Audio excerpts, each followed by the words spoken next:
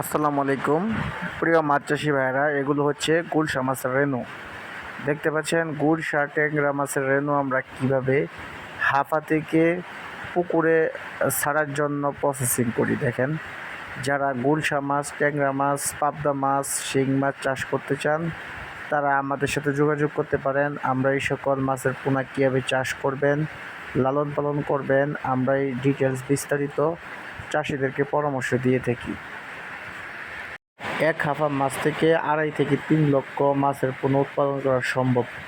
তাই যারা এই সকল মাছের পোনা চাষ করতে চান, কীভাবে চাষ করবেন A to Z বিস্তারিত জানতে পারবেন।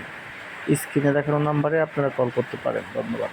আমরা সমগ্র বাংলাদেশে অক্সিজেন প্যাকেটের মাধ্যমে এই সকল মাছের রেণু, পোনা, ধানি এবং চারা পোনা, সকল ধরনের মাছের পোনা হোম ডেলিভারির মাধ্যমে বাংলাদেশের 64 জেলায় যত্ন সহকারে পৌঁছে দিয়ে থাকি। তাই দেরি কিসের, এখনই স্ক্রিনে দেখানো নাম্বারে কল করে বুকিং করুন।